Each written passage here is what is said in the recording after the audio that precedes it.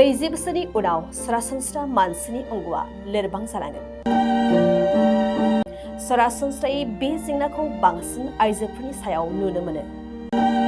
अंगआ लोरबां जायोब्ला सानफ्रोमबो जिउनि हाबा मावनायाव गोबां खस्थ' मोनो आरो देहायाबो लोरबां जायो।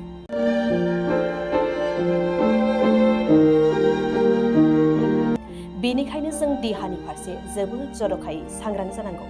40 बोसोरनि उनावबो नोंथाङा गावनि देहानि अंगखौ राफोदै लाखिनो थाखाय केलसियाम आरो भिटामिन डि गोनां आदारखौ लाफानानै गोबां बिबांनि पुष्टिगोनां आदार जानांगोन। नैबे आदारफोरा नोंथांनि थाखाय गोनांथार।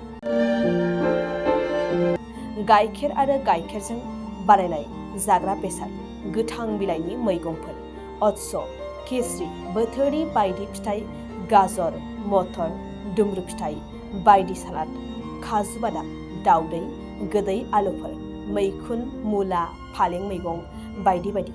बेजों लोगोसेयैनो सानसेयाव खेबनै गाइखेर लोंनांगोन मानोना गाइखेराव गोबां बिबांनि केलसियाम मोननाय जायो। बांसिन मेजेम गैयै आदारफोरखौ जानाया मोजां। निरामिस आदारनि अनगायै ना, दाउ, बेदर आदारफोराबो अंगखौ राफोद खालामनायाव मदद होयो।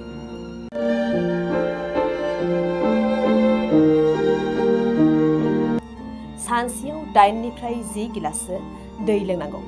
बेनि गेजेराव नोंथाङा बायदि फिथाइनि जुइस बानायनाबो लोंनो हागोन। सानफ्रोमबो थाबाय आरो 30 मिनिटब्लाबो एक्सारसाइज खालाम। बेजों नोंथांनि देहाया थाजिम जानायजों लोगोसेयैनो अंगआबो राफोद जागोन।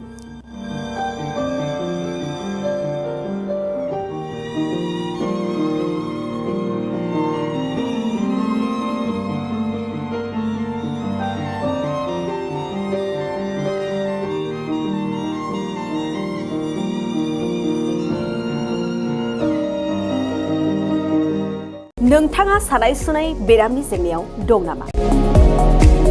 जुदि नोंथाङा देहायाव सानाय सुनायजों भुगिनांगासिनो अब्ला नोंथांनि थाखाय गोजोनथाव खौरां। नोंथांनि थाखाय दं एसआइ निउर' थेरापि सेन्टार। बे थेरापि सेन्टाराव नोंथाङा गोरलैयैनो सानाय सुनाय बेरामखौ फाहामथाय लानो हागोन। ট্ৰিটমেণ্ট পাইছোঁ, লগে লগে মোৰ শৰীৰটো একদম ফ্ৰী হৈ গৈছে। খোজ কঢ়াত খুব অসুবিধা আছিলে। চাইডটো মোৰ একেবাৰে বহুত বেয়া আছিলে। খোজকাঢ়িব ভালকৈ পৰা নাছিলোঁ। ইয়াত মোটামুটি 3 দিন আহিয়ে মই ভালকৈ খোজকাঢ়িব পৰা হৈছোঁ।